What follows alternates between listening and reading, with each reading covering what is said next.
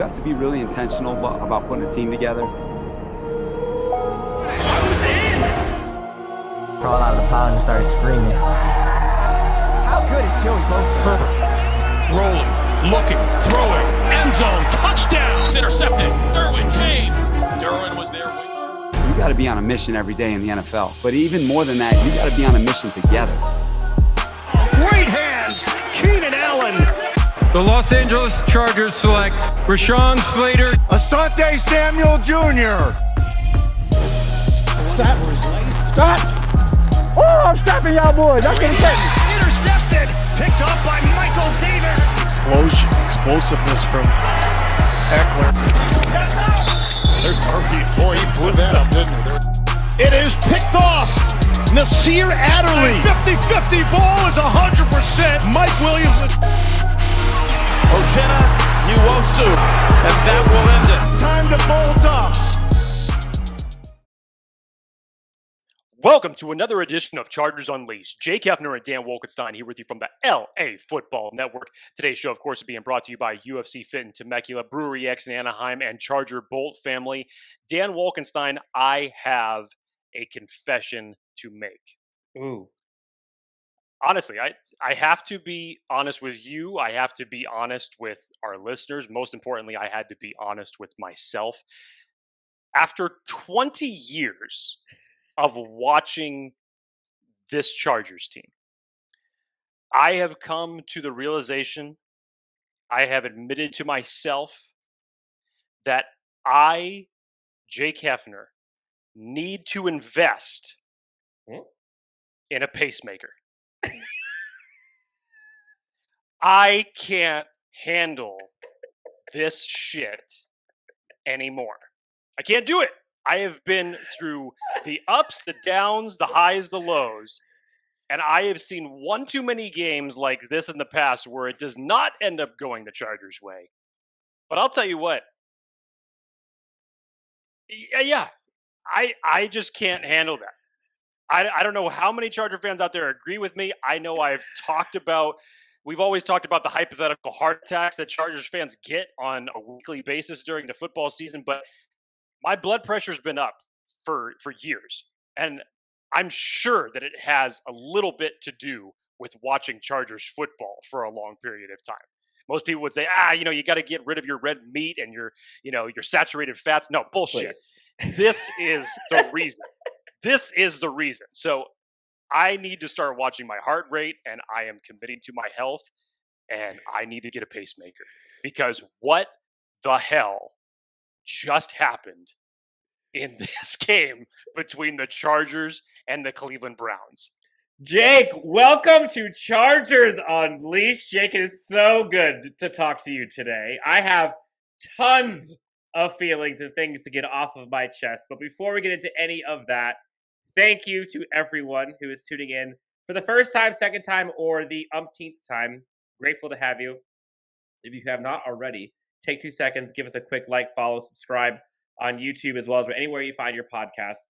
We have a ton to get into today. We're going to get all into the Chargers' miraculous Game of the Year victory against the Cleveland Browns. Obviously, we're going to get into some of the good, bad, and the ugly. And I'm sure Jay's going to love talking about the ugly, but I'm going to break him down to earth real quick. When I say down to earth, I mean up to earth, because he's been living in the basement, and I'm bringing him up to heaven. And you've been living way up in Rainbow Land. Yeah, we're in Rainbow Land right now. And then after that, of course, we get into game balls. And then as we go throughout the episode, Jake, we have literally a week's worth of Chargers Unleashed hotline voicemails to get through. It was a busy day. Busy day. It was a busy day. And so as we go through the show, be prepared for some entertainment as we continue to recap this game and all the voicemails we have. So Jake, I don't even know where to start with you. What? For folks who are new, and you probably even could have guessed this if you haven't seen the show before, I am generally the optimist. Generally, Jake is always the pessimist. That's true. And there's this running joke, it's also reality, that as well as the Chargers go, during a game, the fewer, close to zero, actually literally zero, text messages I get from Jake Hefner. The worse the game is going, you can skyrocket that text message, that text chain to 1,000. Let's just say my text was blowing up on Sunday while I was sitting inside SoFi Stadium watching what transpired. And I'm not going to call anybody out, but I'm looking at you, Chargers fans, Chargers Twitter, who is just, and I understand you're in your feelings. We've been burnt so many times. The Chargers have been cursed. Marlon McCree, Nate Kading, like, I get it. I've lived that life with you. But can we please show a little positivity and hope until the game's over? Like, some of the vitriol and the vile and the negativity that was coming out of Chargers Twitter when the Chargers were down after one half of football. This is a different team. Have hope. We got Brandon Staley, and we've got the God himself, it appears, in Justin Herbert. There is no deficit that is too big for this team, evident by what has happened 2 out of the last 3 weeks. So, Chargers fans, Jake, say it with me. This team, repeat after me, this team is different. Is different? Not a question mark, period. You can put it. This team is different. I know we've been burned, but evident 5 games in, still a long way to go. The past is the past. Time to sack up and enjoy what we have here. This is the most hype we have seen around this Chargers team, and for damn good reason too, Jake. Chargers come from behind, beat the Cleveland Browns 47-42. So many storylines to get into about this game. Before we get into the good, bad, and the ugly, overall, Jake, when is the last time the Chargers have been number 1 in the AFC, number 1 in the AFC West, and lead the Kansas City Chiefs by 2 games in their division? Technically, it could be 2.5, considering we have a tiebreaker. It's been a minute. I can't remember the exact same year, and I will not attempt to know. But you probably have to go to. I mean, the easy barometer is 2006. Mm-hmm. But if you really want to get specific about it, I don't know, Dan. But that's probably the one year that jumps out to me as far as how long it's been. So yeah, it's been a hot minute. Jake, so this game, let's just kind of get into an overall recap of this game. First half went about as bad as you could hope for, or as you could brace for. Jake's predictions about, and honestly, my worries about the running game of this Cleveland Browns team came to fruition, and they absolutely beat us up all day long. Not just the first half, the entire game. Didn't stop. So Chargers fumble right before halftime, give up a field goal, go down 17-6 at halftime. Cleveland gets the ball, and then within, 2 minutes, they get like a 50-yard run. And all of a sudden, Chargers are like, oh, that's literally the worst that could happen. At that moment, Jake, describe to me and the listeners how you were feeling. Based off of what the defense had given up in the run game, I felt vindicated in my prediction that the game was going as I expected it to go. Now, I didn't expect it to be down like that, and I texted you, Dan, and I did say that after the fumble by Austin Eckler at the end of the second half, I said, you cannot afford to give them another score to start the third quarter. And I have to learn to just shut my mouth because I know that a lot of things like to follow my pessimism. And sure enough, it's like the devil's fart followed my voice right into the Chargers game and went. That's exactly what happened. Opening drive, third quarter, 52-yard rush. And all of a sudden, it's starting to look like a blowout. It's starting to look like out of reach, that the Chargers are not going to be able to overcome this. And then in some weird form fashion, because the Chargers, amongst everything that of course ended up leading up to the fourth quarter, the Chargers were able to get 8 points to the Browns 7. So it was very even as it related to the third quarter. It was pretty much a wash. And then the fourth quarter starts to go bananas. Basically everything but the kitchen sink was thrown in the fourth quarter. I mean, 41 combined total points from both teams, 26 alone from the Chargers, which is the most that they have ever scored in a fourth quarter. Ready for this, Dan? Since 1991, in 30 years, 1991 against the Miami Dolphins was the last time that they had a fourth quarter like that. And again, as you mentioned it, from the defense lacking, from the missed tackles, which the Chargers had 18 missed tackles in this game alone. Leading up to this game, they had only had 26 through the first 4 weeks. You had 18 in this game alone, in spite of the turnover that Austin Eckler had, in spite of your defense not being able to stop a nosebleed, in spite of all that, in spite of Tristan Vizcaino missing not one but 2 PATs. In spite of all that, somehow, some way, this Chargers team, everybody was wondering at the beginning of the year, where's the rocket arm from Justin Herbert that we saw in 2020? I firmly believe that at some point in the third quarter, Brandon Staley had like the DEFCON 3 button and just hit fuck it and said, we're going long. Mike Williams is obviously wearing a cloak of invisibility. He must have got that off of Harry Potter, because there was nobody around him, especially on that second touchdown drive. There was nobody within 50 feet of him. He went from a catch, and then the next one was an incomplete pass. He was injured, and then the next one he's open. It was 3 plays later, and then he's open within 20 yards. It was insane. It's like, how did you forget to cover this guy? I mean, I know everybody's focus is on Keenan Allen, but how did you forget to cover this guy? I mean, he's burned you once, and then you let him do it the second time in an even worse form or fashion. But the Chargers are going blow for blow. It was perfect that this just came off of the Tyson Fury, Deontay Wilder fight the night before, because that's what this felt like in the fourth quarter, especially. It was just back and forth. And you finally were starting to realize, like, dude, whoever gets this final score is really going to end up winning this game. It's miraculous that the Chargers are even in this position to say this.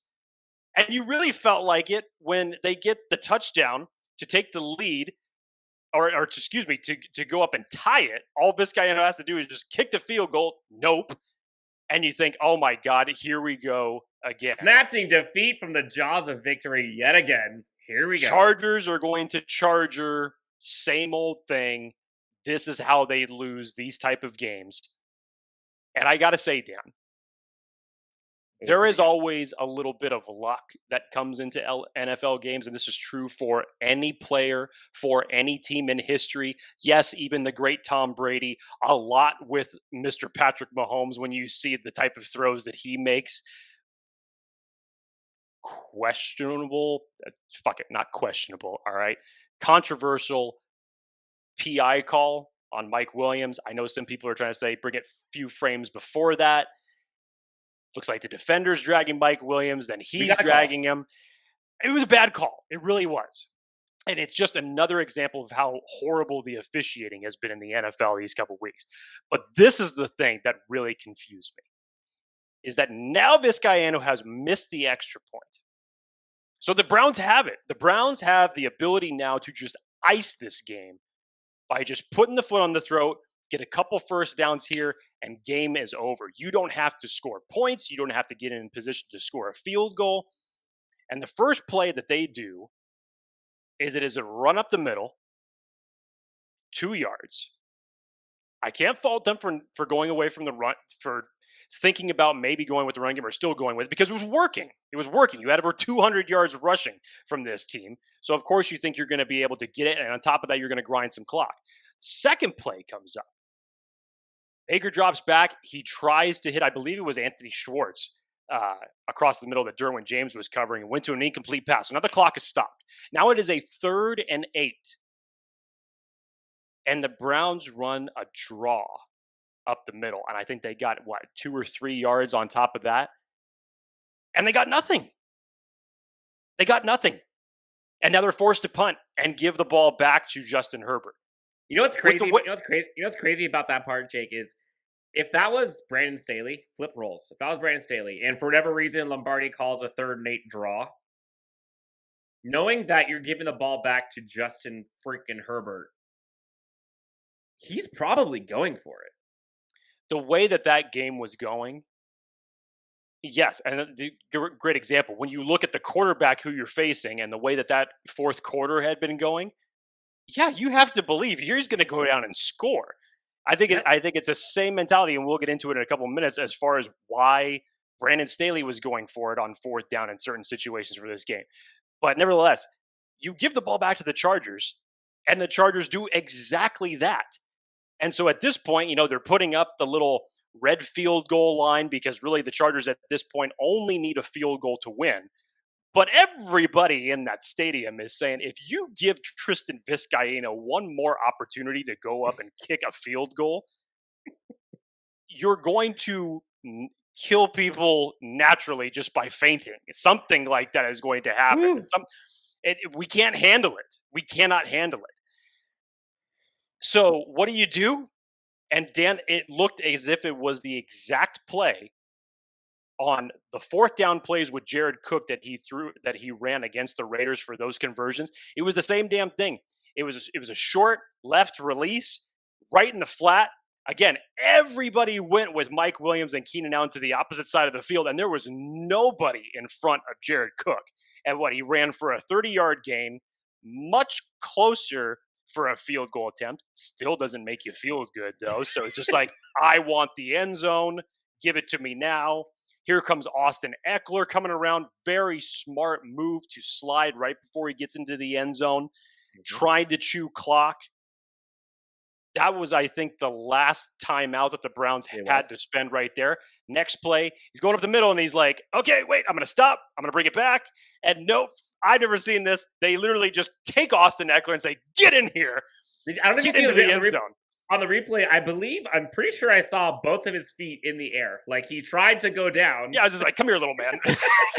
just get in here so we could get an attempt to finally score. So smart on their part.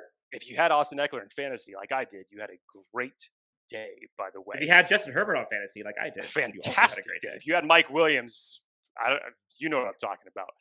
But then Cleveland finally gets the final opportunity that they have to score a touchdown. And credit to the Chargers defense here. Bad on Baker Mayfield and some other players for not playing the edges properly because it was 3 straight passes and they couldn't get out of bounds. And in about a minute 20, like 15 yards and a minute went by. I was like, yeah, I think it was a minute 20 and they had only gotten 21 yards to where now you're forced into the Hail Mary scenario. Again, the Browns had no timeouts at this point. Hail Mary goes up. Of course, it's incomplete. And somehow, some way, the Chargers come back from this wild victory. Dan, I know I mentioned 2006 a couple minutes ago. Strangely enough, this ended up happening. The game that I can remember that went, it's not exactly like this, but it was a very, very similar outcome. 2006, Chargers at Bengals. At this point in time, the Chargers were 7-2 against the Bengals, who were 4-5. Dan, this is how the first quarter went. Cincinnati scored 21 points. The Chargers scored 0. After the first quarter, they were down 21-0. Second quarter, Bengals got another touchdown. Chargers were finally able to put one in the end zone. So it was 28-7 by halftime. Third quarter, Chargers come way back and score 21 points in the third to the Bengals 10. And then in the fourth quarter, the defense finally decided to shut them down by only surrendering 3 points in the third Chargers score another 21 in the fourth, and somehow the Chargers come back to win 49-41 in 2006. That's what this game reminded me of, but this one was just insanity to have 41 points alone from both teams in the fourth quarter. I've never seen anything like that. So, Dan, that was just a general overview, obviously, of what happened. We have a bunch to break down from a player perspective, as you mentioned at the top of the show, the good, the bad, the ugly, because there was that. We do have to delve into that. We do have to break it all down. Monumental victory, lots to talk about, but we're not the only ones that are obviously talking on the show today. Chargers Unleashed hotline was open last night. Dan, as you said, there are a plethora of voicemails. There is basically a week's worth of voicemails that we're going to try to get through all of them sporadically throughout the show. Today, the Chargers Unleashed hotline is being brought to you, of course, by Charger Bolt family. Dan, who is the first voicemail on the Chargers Unleashed hotline from? First voicemail on the Chargers Unleashed hotline comes from Mexico. Again, you can call in anytime, 323-374-5651 for your chance to be on the show. We'll get to hear your take and react live. Let's hear what Mexico has to say after that Chargers victory against the Cleveland Browns. Hey,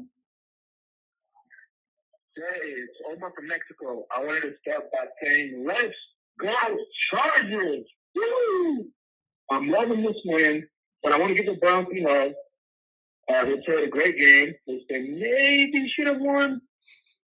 I also wanted to ask, which do you think is more important after this season, getting Bosa some pass rushing help or looking for someone that can help with the run stopping? Have a good night and Bosa. Oh, this is all on Jake. I know where Jake's going with this.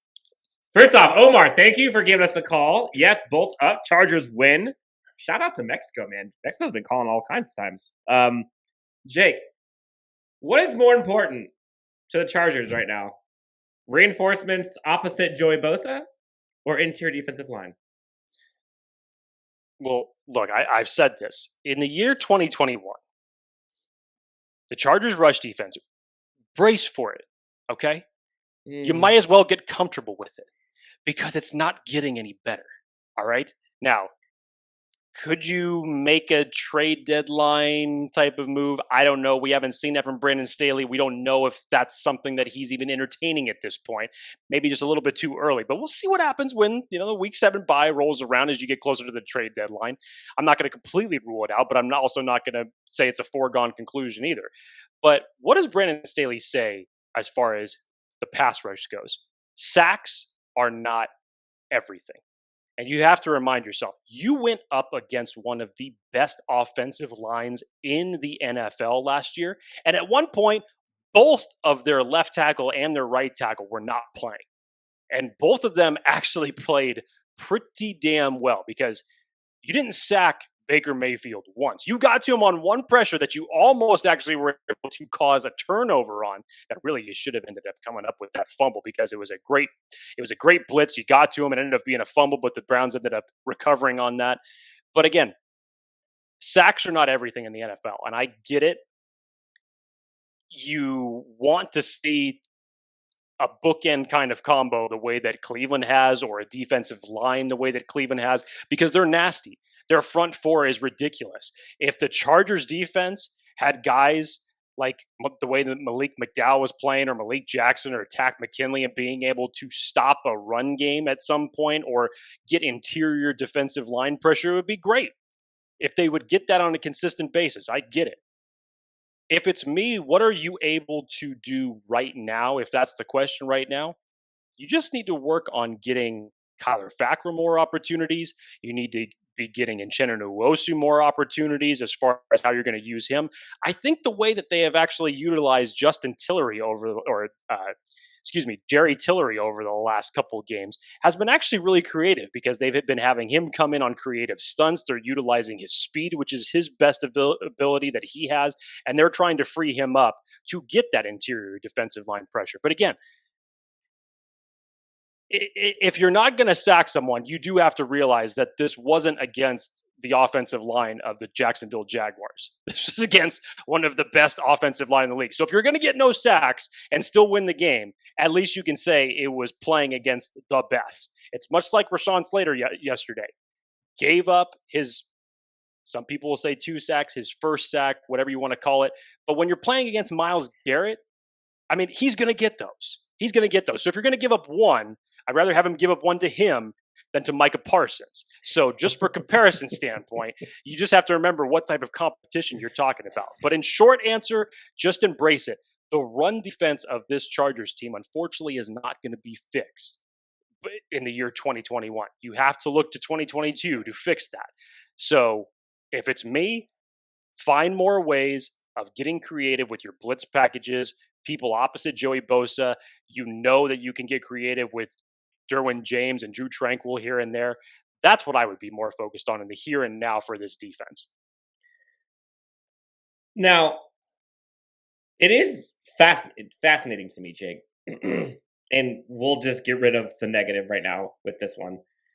We'll end it on this part. We gave up over, 500 plus yards to the Cleveland Browns yesterday. Teams that scored 40 or more points and had 0 turnovers were combined, I want to say 420-something and 0 in NFL history. 461, I think it was 461 and 0 was the number. And now that number has turned to 1 as the Chargers offense just shredded that defense. Now, Chargers offense needed to make up for the fact that our defense could not stop them. But then on the flip side, this Browns defense that was so vaunted, talking about second in total yards allowed and third fewest passing yards, and they only give up 250 yards a game. It's up there. Jake, did you know that the Chargers had half of the Browns' total passing yards allowed through 4 games in their one game? They've only allowed 1,000 yards through 4 games, and the Chargers had 500, basically. Look, they allowed third fewest passing yards in the NFL with 184. Chargers doubled it. They had almost 400. To sum it up, nobody from either team wanted to play defense yesterday. This Browns defense was 4th in scoring defense, only giving up 16 points a game, Jake. We tripled it. I say we. We know who tripled it. Yeah, we didn't do anything. All right. They did. All right. Jake, before we get into the next voicemail, let's just get into it. How freaking clutch is Justin Herbert? This guy went straight up, literally, God mode, level up, nobody could touch him. And you hear a lot of people talk about, you hear Brandon Staley talk about, you got to have that dude, you got to have that gunslinger, you have to have that trigger puller in order to win games like this. Jake, you had me watching all these Avengers movies and Marvel, and I just saw Captain Marvel Endgame's coming up. Boy, I equate Patrick Mahomes, Tom Brady to Avengers. There are some guys that if you have them on your team, you're gonna win. The Chargers have an Avenger in Justin Herbert. And I'm not sure which one he is. I'm not sure if he's, the Hulk or Iron Man or who knows. But you cannot get this guy down. And what he just pulled off, I don't think I have ever seen a Chargers quarterback do it. And that's saying something considering who the Chargers quarterbacks have been throughout history. 122 passes rating, 5 touchdowns, almost 400 yards throwing.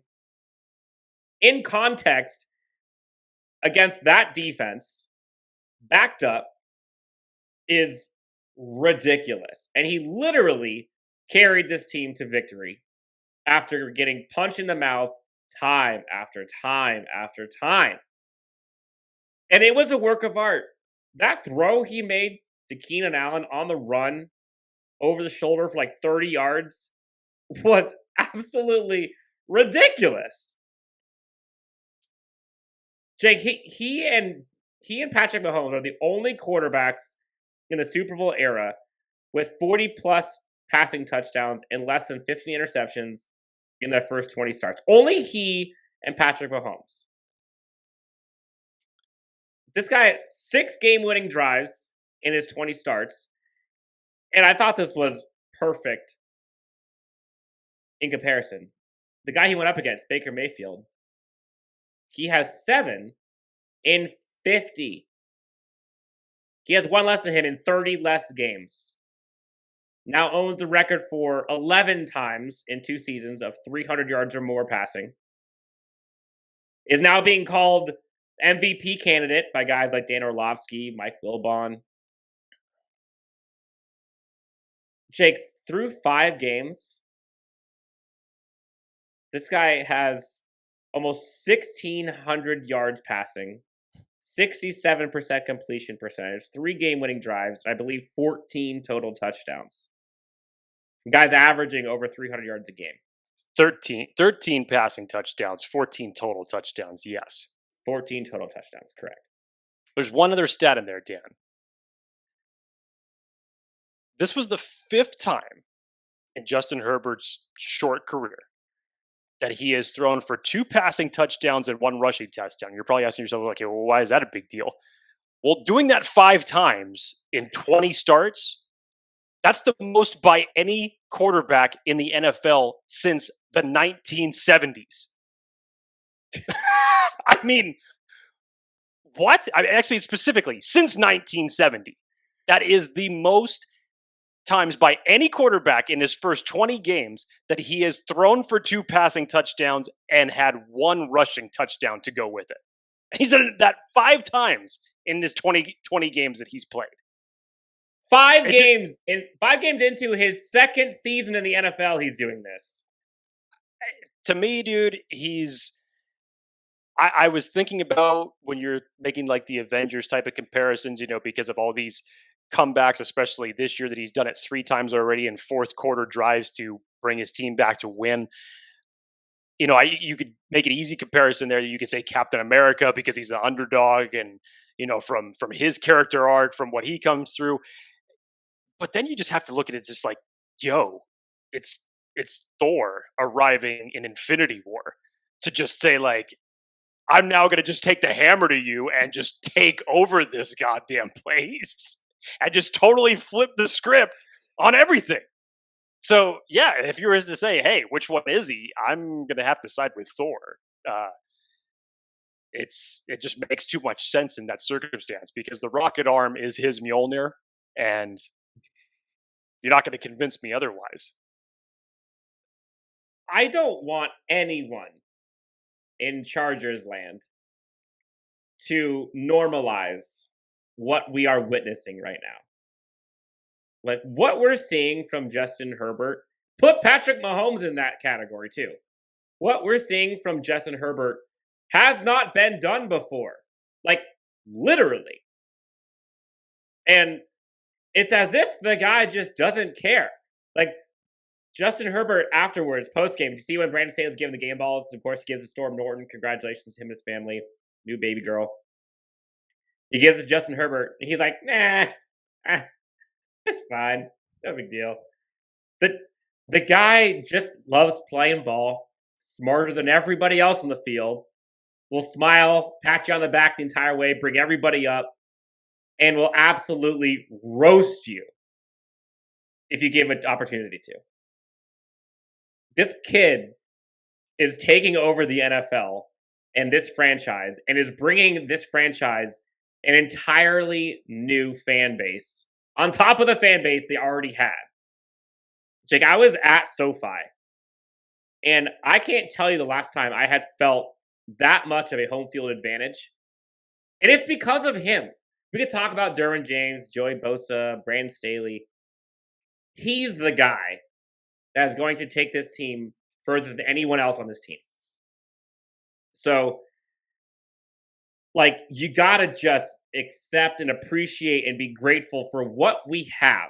And I just think, remember, Jake, you and I were talking, I want to say it was after the Chiefs game last year. And we were both, I know, all optimistic, and we were all excited. And it was like the best we've ever felt after a loss in like the history of Chargers fandom. And we were like, I just want to temper expectations, pump the brakes, see if you can do it, long sample size. And now, like, fast forward, and that seems like it was forever ago. Like, real talk right now. What quarterback would you take over him? Seriously.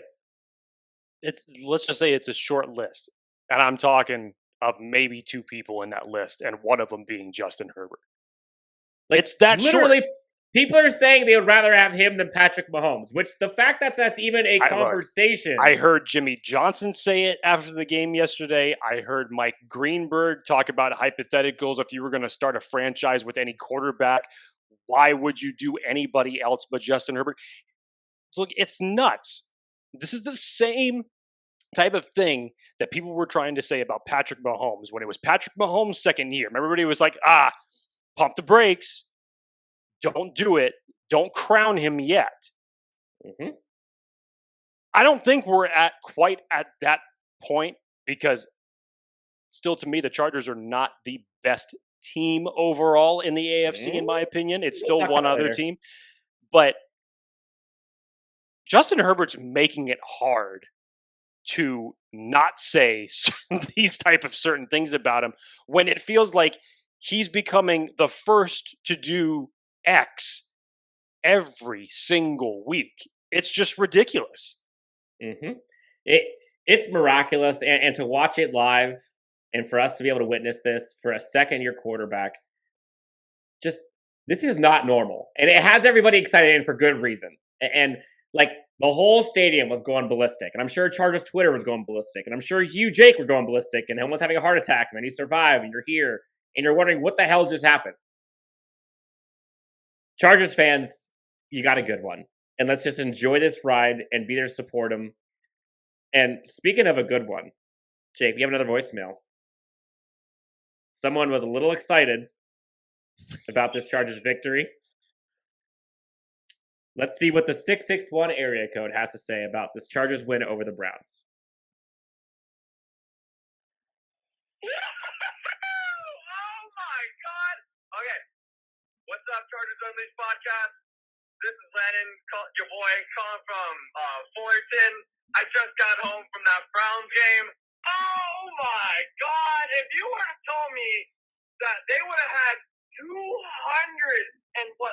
40 yards combined rushing, I would have been like, oh, we took that L. If you would have told me that they scored 42 points, hey, it was a good 3-1 run while it lasted. Oh my gosh! Every time we needed an answer, big baller Brandon Staley came out and was like, going for it, or punting it. I'm going for it on every fourth down. Holy shit! And again, I'm sorry if I'm high. If you're listening to this podcast and you guys are just trying to wake up right now, I'm sorry this energy is too high. I was at that freaking Browns game, and oh my freaking God, I can barely talk. I can barely scream.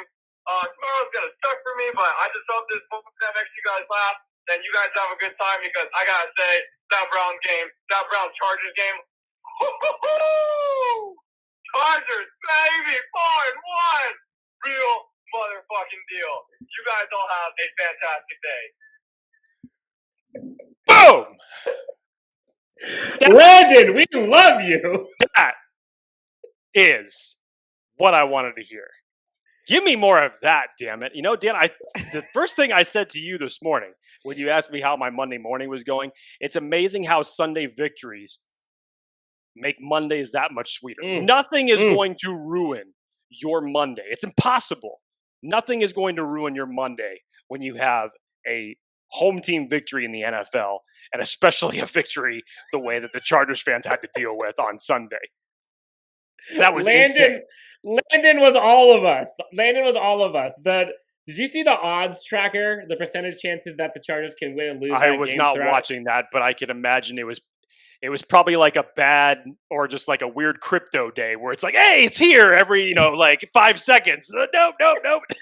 It was literally like my heart rate the entire time, where it goes from like up to down to up to down to up, and then all the way down, and then back to up, and then you win. And woo, that was a roller coaster of emotions. But Landon, you personified that in one voice if I've ever heard it. Thank you so much for calling. Yeah, that was a big deal. Wow. Brandon Staley and going for it. Like, Jake, to go for it on your own, I think it was 24, 26, with like 11 minutes left in the third quarter. The game is literally over if you don't get this. I think you go down like 17 or at least maybe even 20 if you don't get this because they're already in field goal range. And you go for it. Like, who the hell does that? And it wasn't, I don't even think that it was, I mean, yes, the heart was pumping when they were walking to the line to do this. I'm thinking like, holy crap, like he's going for it, right? I mean, this is how aggressive he is. He knows at that point because the defense is gassed after how they ended the first half. You had just given up the 52-yard run. So, yeah, your defense was tired. To Brandon Staley, this was the game right here. And everybody on national media, I'm sure in the stadium, was going like, whoa.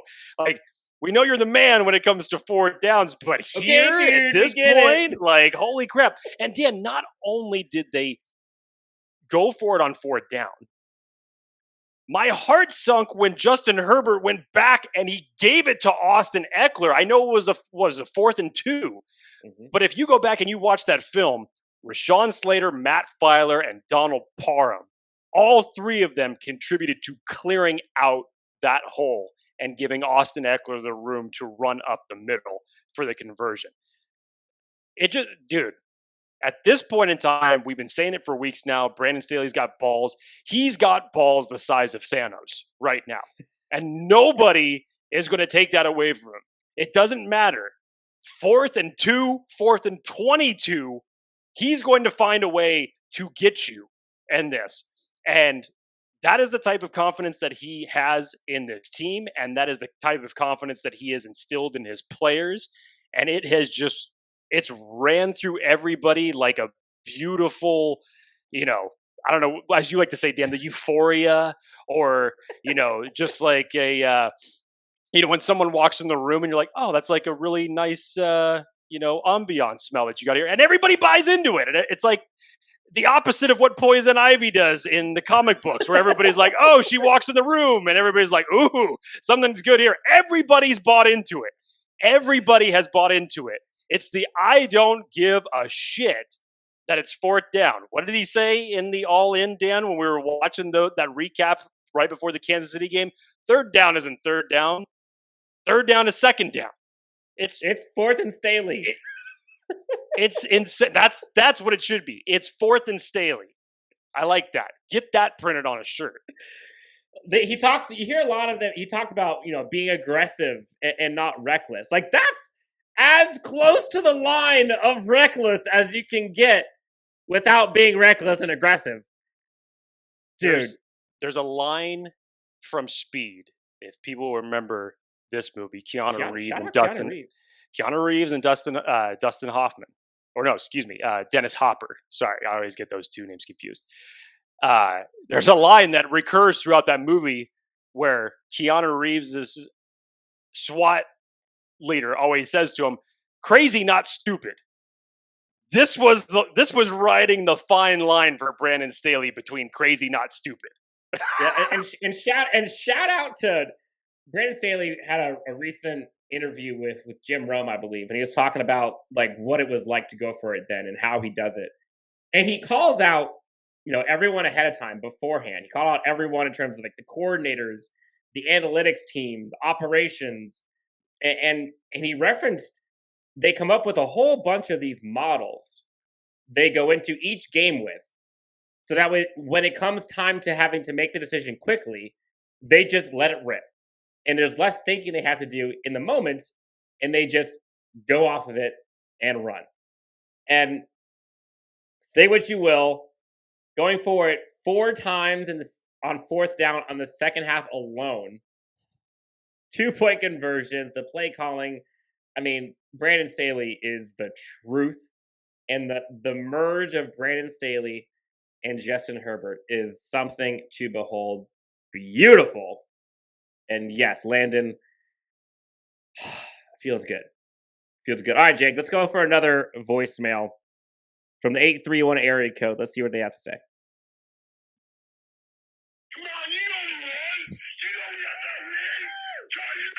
around, baby. We're a Charger Ball family. And we're here to tell you, we always gonna get that W. You come to the Thunderdome, we're gonna take you down, and we're gonna get that W every time. You better know that. Don't come to our house. You heard me. It's our house. We're a Charger football. We're a Charger Ball family, baby. Shout out to Ken at Charger Bolt family. In his feels, feeling great. Jake, you think he's excited about that game?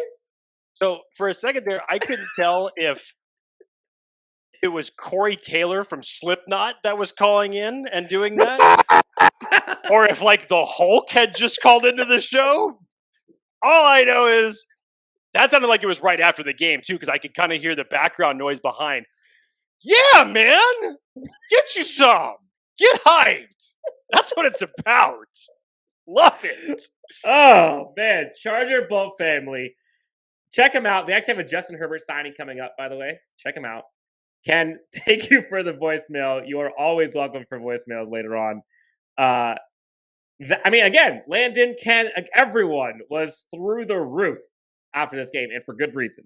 Let's go another one. 760 area code, Jake. Let's see what they got to say. That game was electrifying. Short, sweet, to the point. Hey, that works. Shout out San Bernardino. Love it. Jake, we got another one actually from a 760 area code, but I believe this person is from Dallas. Let's hear what Peter has to say about this Chargers victory. Hey, my name's Jake Peter. I live out in Dallas, Texas now, from LA. But, man, what a game that was. If you didn't almost die during that game, I don't know what to say.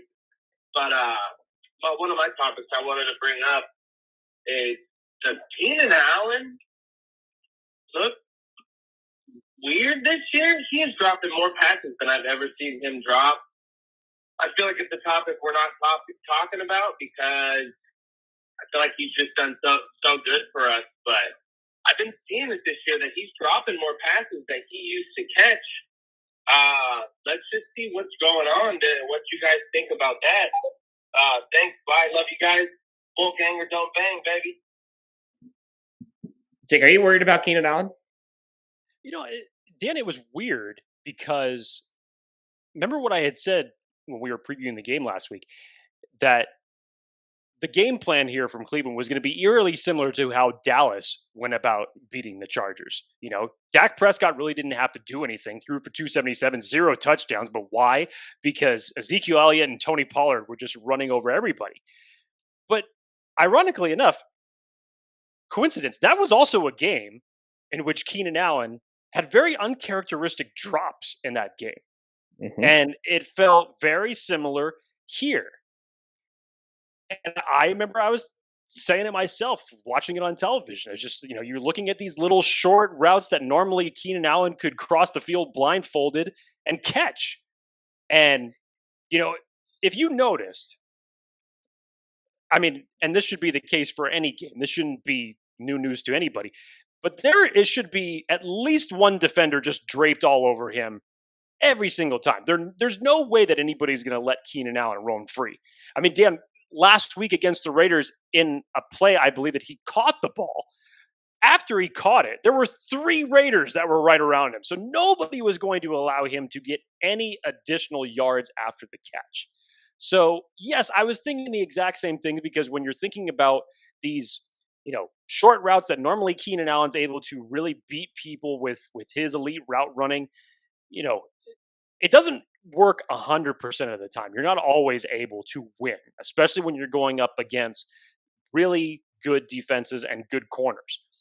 But when you needed him to catch a ball, when you really needed him to catch a ball, the hardest ball for him to catch on a 3rd and 5 in the 4th quarter, Justin Herbert rolls out, puts it perfectly over Troy Hill, and Keenan Allen just extends and toe taps, toe drag swags for a beautiful conversion because, Dan, it was right after he caught it.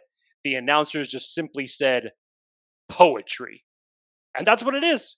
So these are the type of things that you're seeing that normally if Keenan Allen has a game like that, the Chargers don't end up winning these type of games if Keenan Allen drops these passes and whatnot. Historically, you take the Keenan Allen effect away. Normally, you're not even in the game. But this is what this Chargers team does. When Keenan Allen has a bad game, look what Mike Williams does. You have to have somebody else there to pick up. So Brandon Staley talks about it. Team of teams. So Keenan Allen, I'm sure, is going to do better next week, and hopefully better the week after, and the week after that, and the week after that.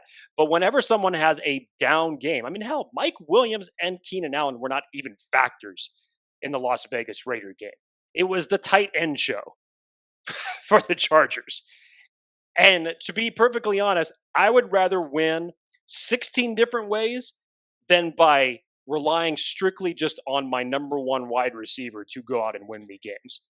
And two things. One, yes, I think all of us can agree Keenan Allen has dropped a few balls that we are not used to seeing him drop. But if that is a quote-unquote bad game for a receiver, I will take that every day of the week. For Keenan Allen standards, I think he would tell you he should have had a couple more catches. I agree. I don't think that it's necessarily a trend I'm concerned about because look at his body of work. Like, that's just not who he is. He always catches it. And so I noticed it too. I was a little surprised. Even in the game, he dropped a third down one that was right in his hands, but then right afterwards catches a fourth down catch after a fourth down conversion. Like, come on.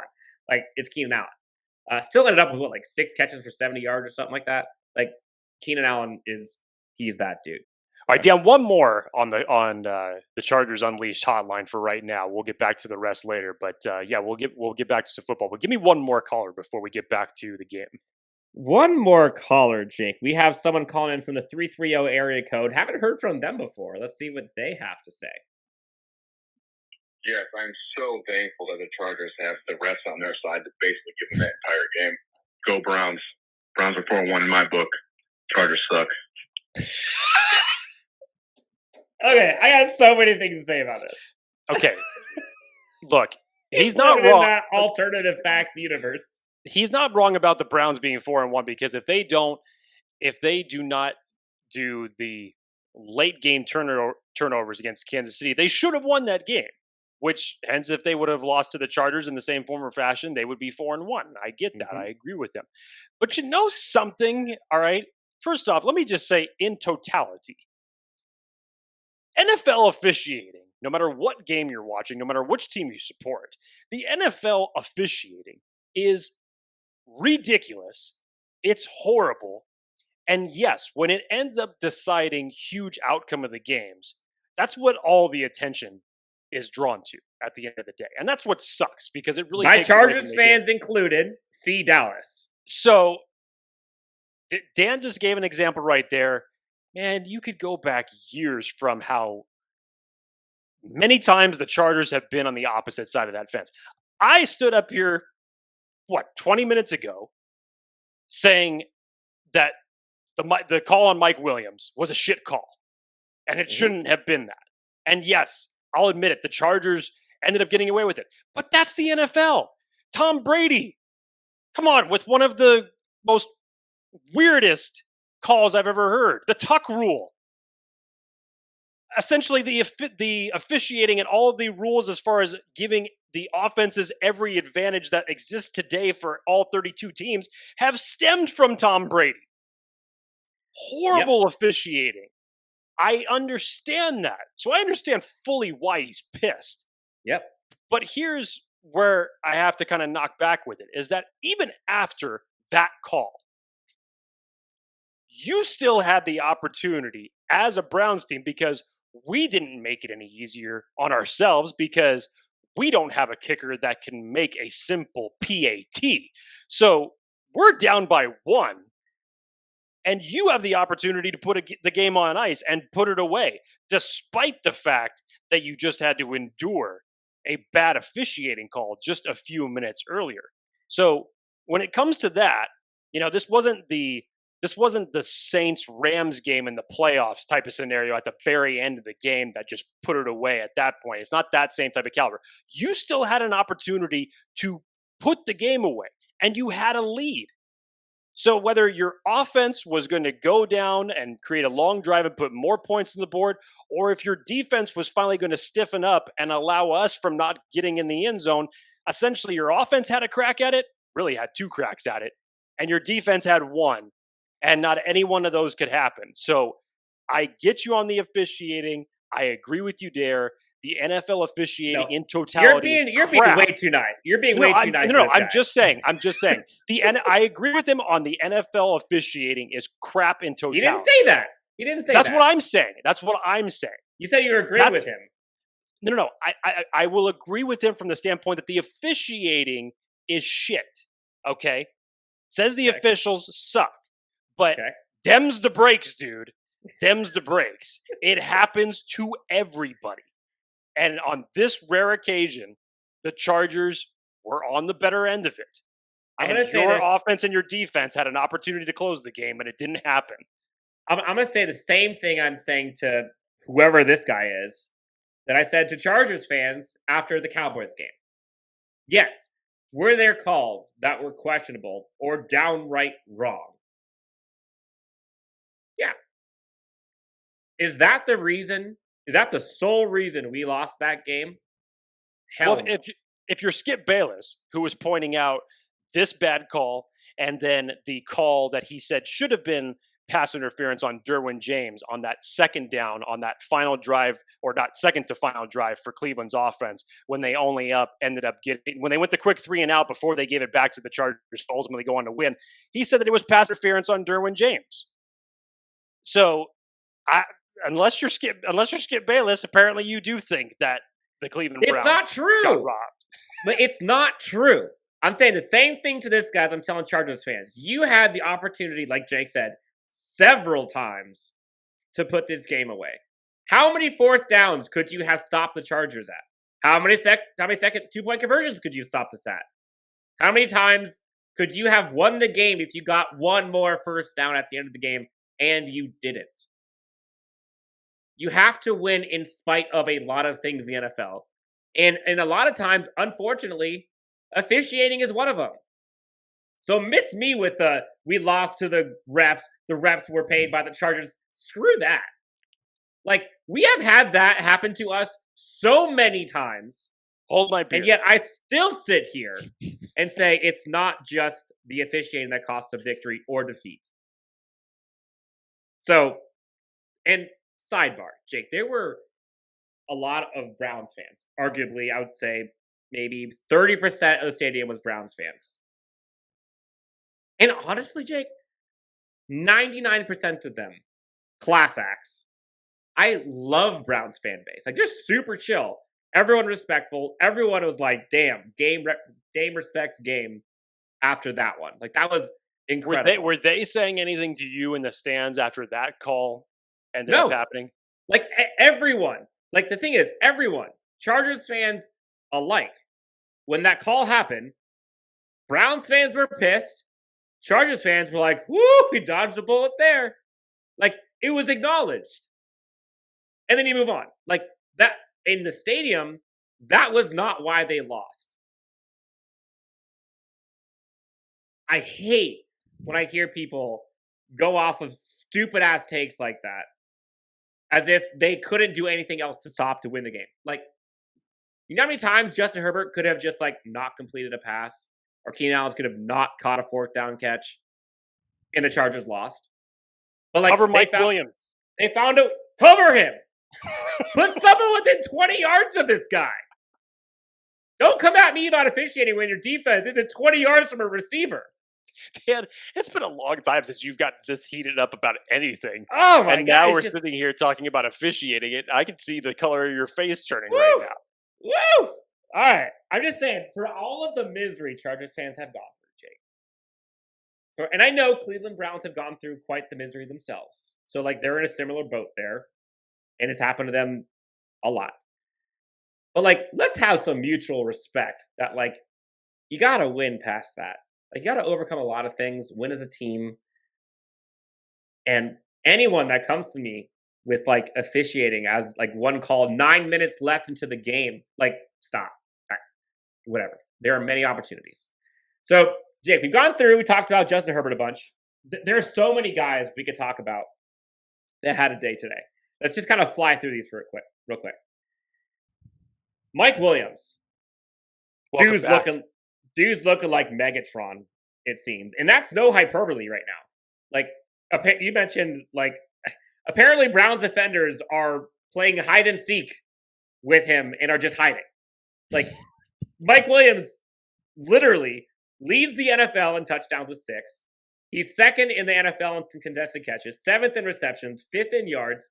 The dude had like a $180, $150, I forget what it was, 2 touchdowns against the Browns. And both touchdowns, he was wide open. What are you doing? Mike Williams, have a day. Austin Eckler, by the way, you mentioned how good teams did if they had him on fantasy. Whew, I know one of his touchdowns was accidental, and he probably wishes he didn't score that. But man, is it good to have Austin Eckler back at 100%. Myles Garrett, I believe he had a sack, and I believe he was on Rashawn Slater, but I will not sit here and accept slander of Rashawn Slater, Jake. No, for Rashawn Slater to go this many games in, 5 games, and give up, I'm calling it 1 sack, but if they want to call it 2, whatever. Against the gauntlet that he has had to go through. And you watch, there was someone that posted on Twitter all of the reps with him and Myles Garrett this past weekend. He looked very good. Rashawn Slater.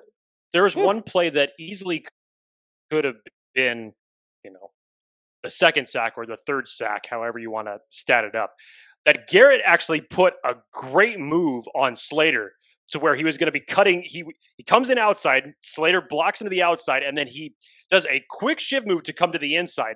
And it was almost eerily as similar as what Slater did last week in the Raiders games with that quick change of direction where it's like, no, you're not going to get past me here. You're even cutting on the inside. I'm now going to push you back out that way.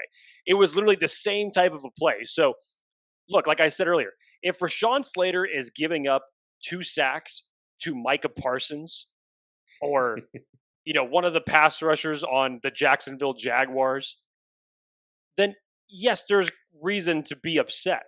But you just went up against a guy who was leading the NFL in sacks coming into this game. Literally the best in the NFL. Is the premier when it comes to pass rushers right now. So if you're going to lose to anybody, lose to that guy. And the fact that you can look, the thing is, and I think people lose track of this, the fact that you can look that good against the best edge defender in the NFL says all you need to hear about a rookie left tackle. Think about that. Rookie left tackle, hasn't played in 2 years, is doing this against the best that the NFL has to offer. Stop. We're good. Rashawn Slater, I arguably would still give him a game ball. Jake, you mentioned it, the trees. Chargers got themselves some dudes. And it's not just Mike Williams. It's not just Keenan Allen. It's not just Austin Eckler, Justin Jackson. Talk about the tight ends, man. Last week, we saw Jared Cook, Donald Parham go off, Steven Anderson. This week, Steven Anderson, great blocking, by the way. Donald Parham staying jiggy with it. Love it. Jared Cook with like a 30-yard catch. Like, tight ends are balling out. And we talked about it in the offseason of what this offense could look like with a 2 tight end set. They're proving us right. They're proving a lot of people right. Dan, this is what I go back to when I was saying is like, what taste of poison do you want from this offense this week? Everybody was criticizing Joe Lombardi, and I get it, especially kind of after the first week. This offense is getting ramped up a little bit.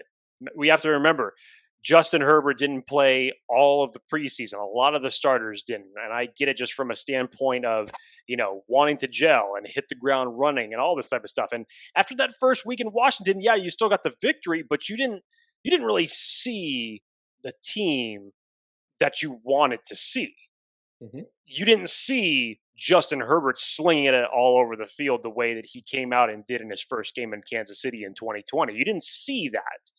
So now that I think that the rhythm has been able to get into this offense, and obviously playing against players that are not the same colored jersey on a week in and week out basis, you have now found. Remember, Dan, we said I think it was over a 3-game stretch, we had said when Anthony Lynn was coaching this team, the Chargers are finding different ways to lose games every single week. What did we say? They're rewriting the history books on how to lose games. Defeat from the jaws of victory. In the weirdest ways. If you think about the last 3 weeks that the Chargers have had from just strictly an offensive standpoint, for what you had to do against Kansas City, and even again in that game, a lot of it was defense because you forced Mahomes and the Chiefs into 4 turnovers during that game, and that has kind of, unfortunately for them, carried on a nice little trend over the last couple of weeks. But your defense showed up. You win with turnovers. You beat them in their own house. That's hard enough to do anyways. You go right back. You come home with a very convincing win by 2 touchdowns over another divisional opponent in the Raiders. Not a close game like people thought. It really wasn't. And then this week, that everybody thinks, okay, it's going to be one in the trenches. It's probably just going to be, a low-scoring slugfest. Nobody thought that this was going to end up being a shootout. And in truth, it didn't end up being that way until midway through the third quarter. So for this team and this coaching staff to adapt and find all these different ways to win games with different guys, as we said last week, it was the tight end show against the Raiders. I said it last week, Dan. I expected more of the Keenan Allen and Mike Williams to come back, much like they did in the Kansas City game. And man, oh man, did they. But it's like, it's pick your poison. Because Austin Eckler, through the last 3 games, has been awesome.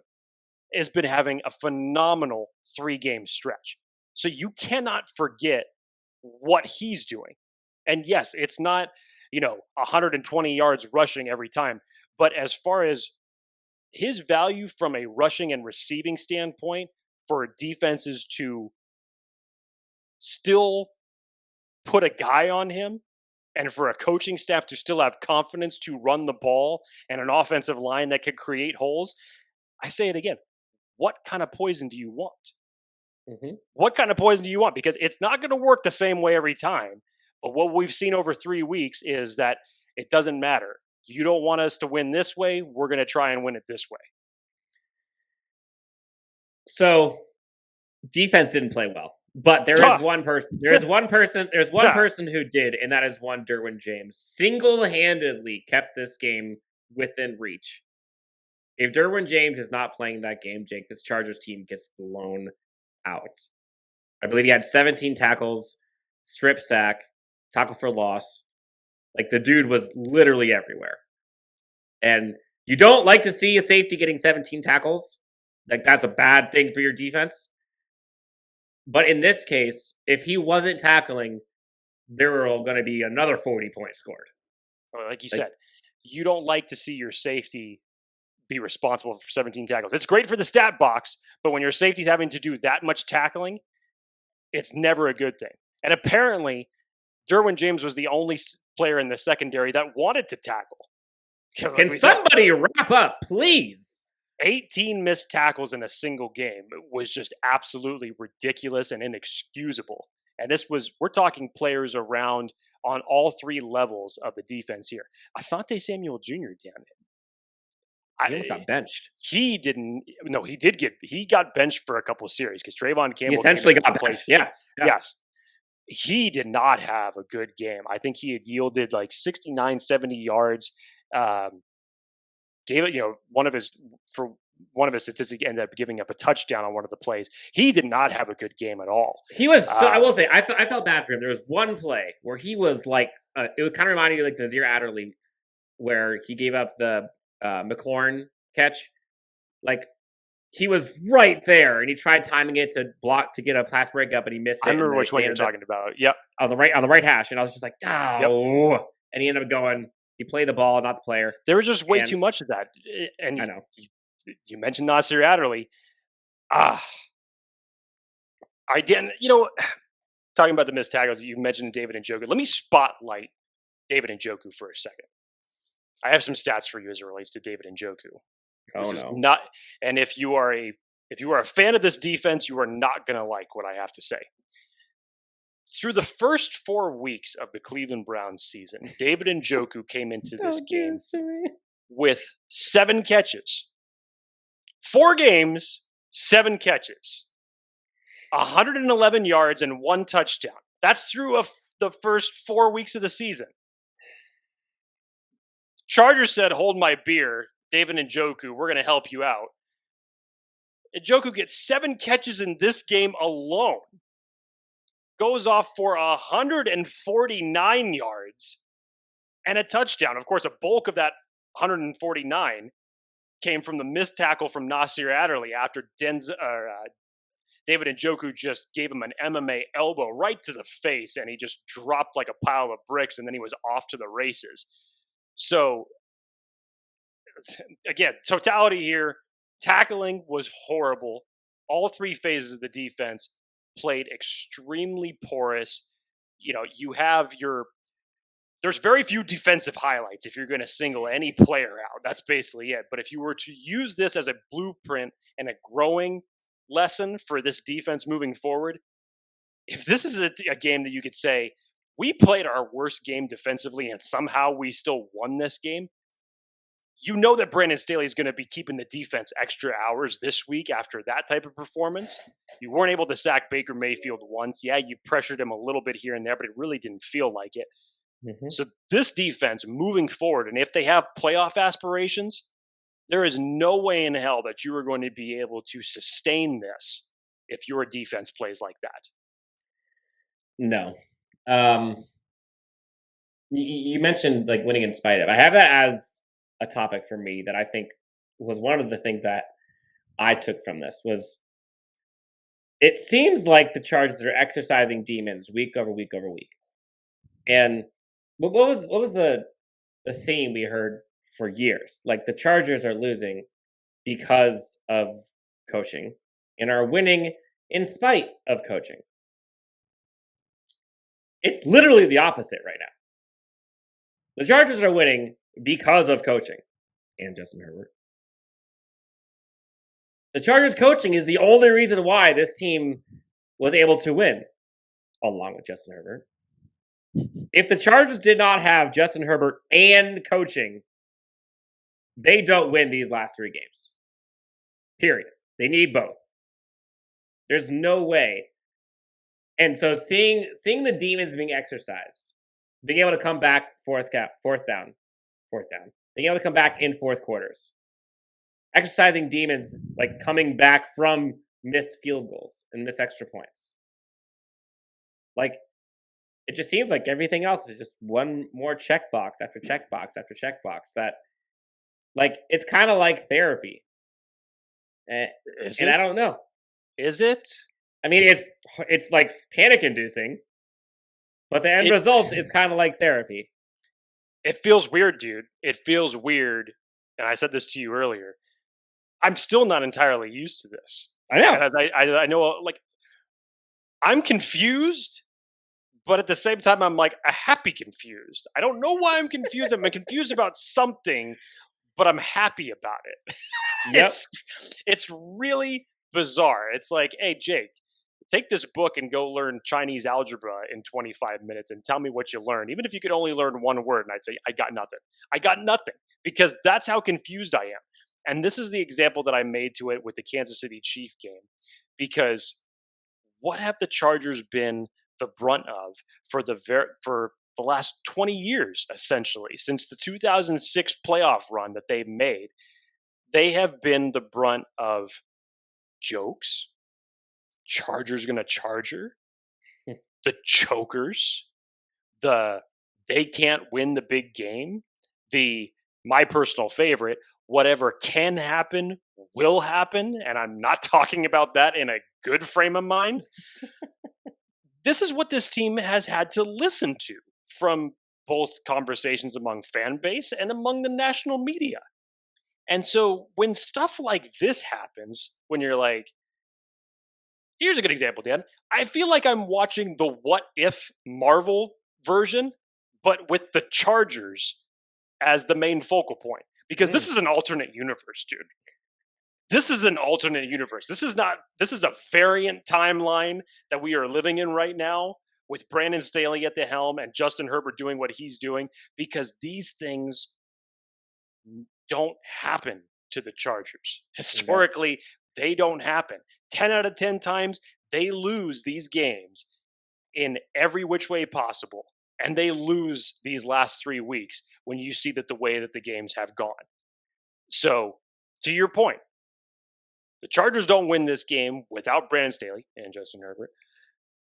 And having a coach that is finally aggressive and with balls of steel, it's just nuts. I think it's more nuts, Dan, for the fact that he has asserted this type of culture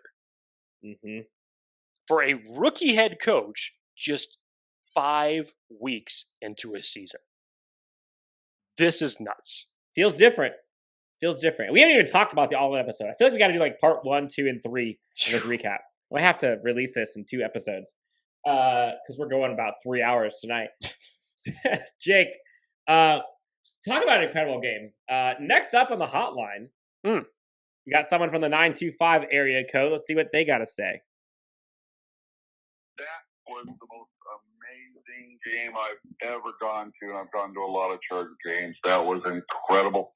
Herbert threw for over 200 yards in the fourth quarter, scoring 26 points. Unbelievable performance. MVP. Ooh. Okay, Jake. This is your topic, Dan. I know you're all over this because you actually started this conversation with me about a week early. Shout out to the 925. Thank you so much for calling in a Chargers Unleashed hotline. You're welcome to call it anytime, especially here we go. When you start giving the MVP chance to a one Justin Herbert. Jake, how many players realistically are in the conversation for MVP right now through 5 games? Realistically, I mean, you could. I'd say you can make. I would say 3. Well, hang on a second. I'd say you can make a strong case for at least 5. Hell no. Okay, tell me your 3. Tell me your 3. Give me your 5, and I'll tell you when you're wrong. Give me your 5. Here, I'll tell you this. Justin Herbert's in the 5. I'll give you that. Okay. 1. Tom Brady naturally is going to be there. Okay. I'll give Kyler Murray in there as well for what he's doing in Arizona. You have to give it up to Josh Allen as well. You have to stop it, Dan. Don't be that guy. Okay. Come on. All right. He's in the conversation. Okay, There's no one else. I'll put it at those 4. I'll cut it off at those 4. All right. We'll split the difference. I'll stay at 4. Okay. The Chargers fans, we are talking about our quarterback in the sophomore season in the MVP discussions. And I would argue, aside from maybe Kyler Murray, not Kenneth Murray, Jake, Kyler Murray, I would argue Justin Herbert is the most valuable player to his team in the NFL. And I could almost argue he's more valuable than Kyler Murray. But, like, Kyler Murray is, like, their entire offense. Like, I get it. Like, the dude's amazing. But, like, when you watch these two play, like, it's insanity. And, like, there were murmurs of MVP chants in the stands yesterday. And we're at week 5. Like, this is nuts. And yeah, that was the craziest football game. I agree with you. The craziest football game I have ever been to. And for folks to be able to watch that live at home at SoFi and see the home crowd actually being an advantage for this Chargers team was surreal. It was so nice. The euphoria of that victory was so sweet. Jake, we have an MVP candidate on this Chargers team. Period. Like, just that. Like, imagine the world. Look, this is what I'll give you, Dan. Prior to this game, if you just took the first 4 weeks, obviously with the biggest 2 wins coming against divisional opponents in Kansas City and the Raiders, up until that point, I thought to myself, you know what? Justin Herbert's maybe not just quite getting into that group of discussion just yet. This game, obviously, has changed my opinion on it. Has elevated him to be a candidate, yes. And based off of what you hear coaches say and national media saying, hell, Mike Greenberg even went out on a limb before the season even started, and he picked Justin Herbert to be his MVP of the season based off of what he did in his regulars or his rookie season. But to hear Jimmy Johnson come out and say, I'm starting a franchise with Justin Herbert, and immediately after he said that, there's the guys on his show are saying, wait, over Mahomes? And he's saying, over Mahomes. Yes, I'm picking him. And then to hear everybody say, is he the best quarterback in the AFC West right now? Now, that's not academic. Some people are not fully bought on it on that. But is he maybe the second best in the AFC in some people's eyes? Yeah. I mean, it's damn close. Like you said, Dan, you can make a very strong case for Justin Herbert right now. And this was the game that really elevated those conversations. Because like we've been saying, the Chargers don't have Justin Herbert and good coaching. They don't win this game. And they're probably realistically, based off the way that the other last few weeks have gone, they're probably more like 2-3. Instead of sitting at a 4-1 record. If the Chargers somehow can go into Baltimore and beat Lamar Jackson and go 5-1, I think Justin Herbert is firmly in the driver's seat of the MVP conversations. It's not close. You could talk about Tom Brady, what he's doing at 44. You could talk about Kyler Murray, what he's doing, his entire offense. They have not played who we have played. Period. For even the Bills, like Josh Allen looks amazing. And yes, he just had a huge statement win against the Chiefs. Made it look easy. They have not played who we've played. Dude, like I'm just telling you, I'm gonna leave it at that. Jake, so I know we've gone long on this episode. Who do you think? I'm gonna put you in the spot here. Who do you think is more important to this year's success? Justin Herbert or Brandon Staley? It's Brandon Staley. And to me, it's not even close. It's not even close.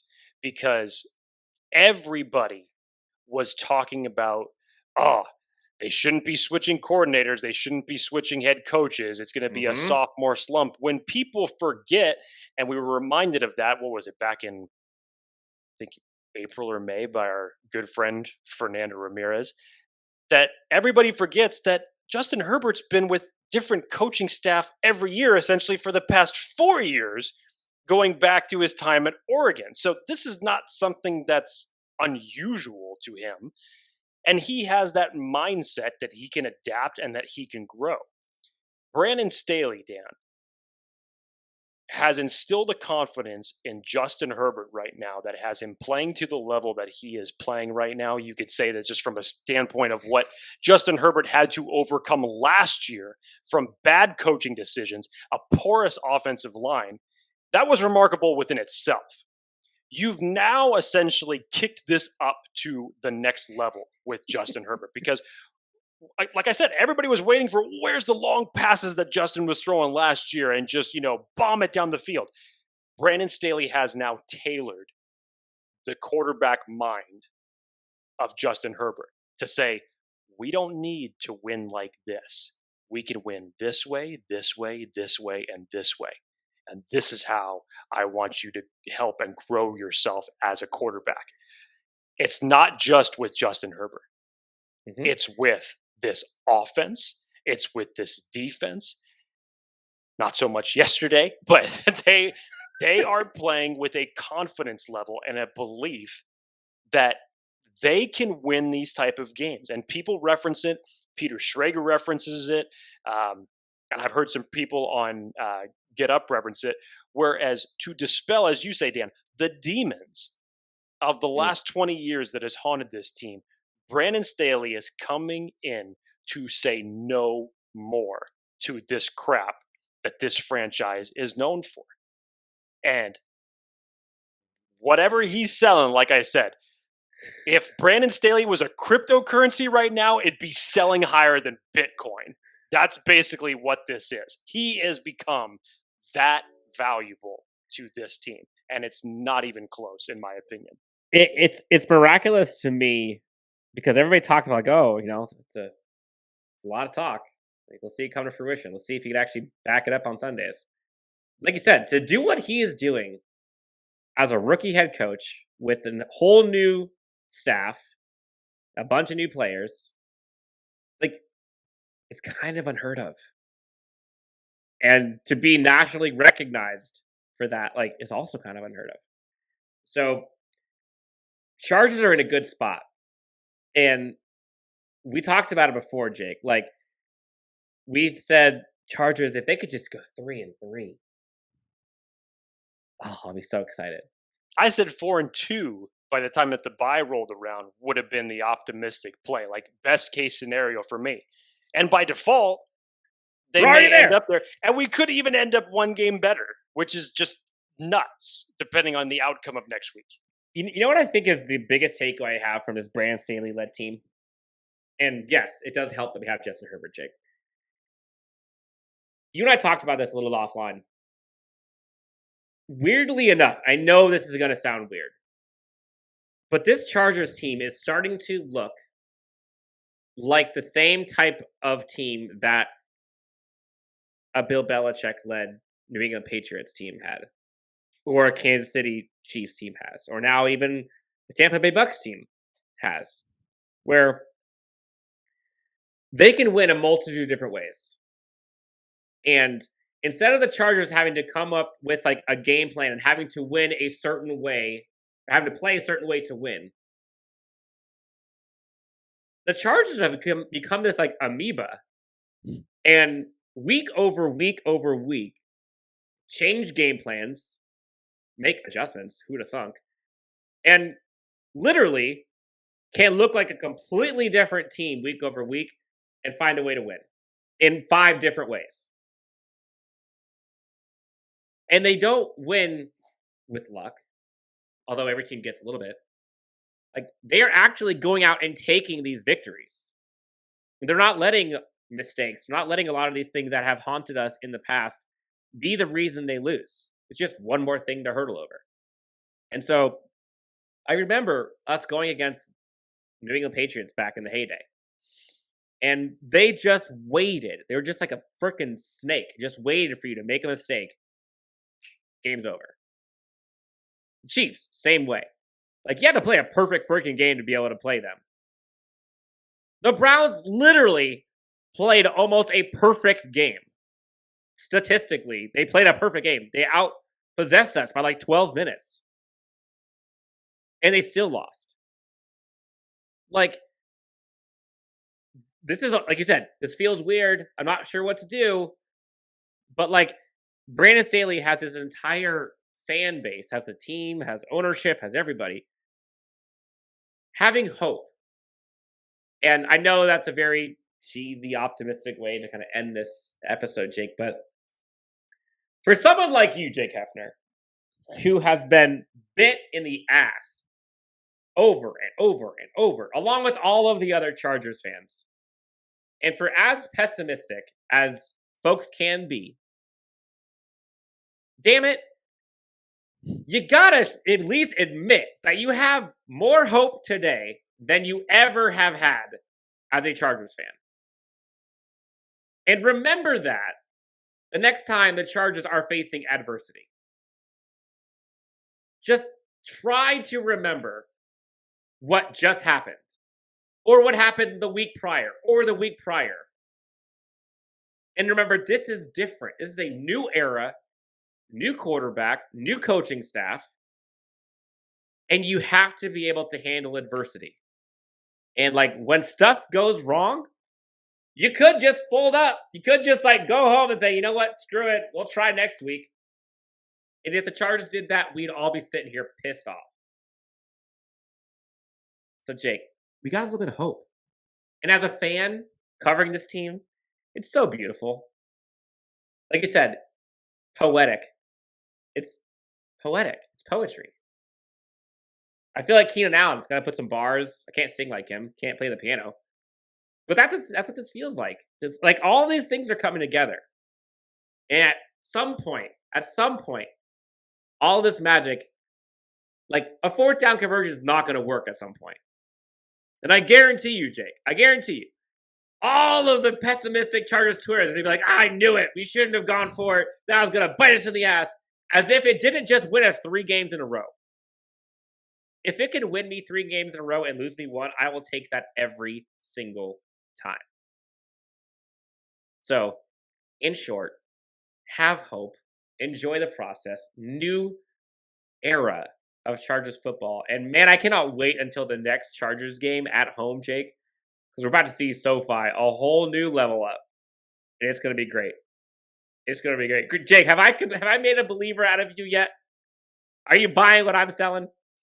You know, we need to create like a new segment for you on this show, Dan. Just called like Dan's final word or something like that. But we need to put in some like musical ambiance behind you. I mentioned this. Yeah, something. You told a story on the show last week that I thought was just like the way that you presented it just sounded like, oh, now story time with Dan Wolkenstein. And it should have had like, you know, like a flute going behind it or some type of musical ambiance. I felt like that's what we need to have for you on like the last 5 minutes of this show. It's like, you know, Dan's final word, and Dan's going to tell you a story. And by the time he's done, he's going to make you feeling better than what you were, hopefully, before when you came into viewing this show. Maybe not all the way convinced, but he's going to give you a reason why you should. So, Dan, have you made a believer out of me? I'm still in that, like, confused. Oh, come on. Story. Again, it's like Ricky Bobby, I don't know what to do with my hands type of thing right now. It's just, it's weird. It's new. Yes, it's exciting, but it's weird when you've had to endure so many years of getting fed the good shit only for it to then become nothing but, you know, a cheap hamburger made by a deli in the desert. That sounds horrible. Right? Sounds nasty. You only get that specificity if you've lived it, right? I got stories. Look, we can diagnose this game and this team and where we currently stand for hours. And we've gone long. And honestly, we can keep going. But I think we need to kind of close the book on talking about this game because, like the team, we have another game. Like, Lamar Jackson's coming through that door on Sunday in Baltimore. And another test, a different kind of test for this Chargers team. But the difference is now, Jake, I'm going to do some foreshadowing here. Are you going to go against the Chargers when you're picking this week? Well, hey, Dan, to my credit, by the way, I think this should be like a record for me because I've only actually picked the Chargers to lose once through the first 5 weeks of the season. Yep. So for me, historically, that's pretty damn good. It is. It is. I'm not going to give my pick or prediction now because you know that I hate doing that. So no, I'm not going to foreshadow a damn thing. But yeah, there's a lot to get into that we didn't get into. We didn't even get a chance to talk about some of the unfortunate injuries that ended up happening in this game. But which we will this week. We'll save that for obviously previewing the Ravens game. But go ahead, Dan. End it on a note, not a story, but end it on a positive note, please.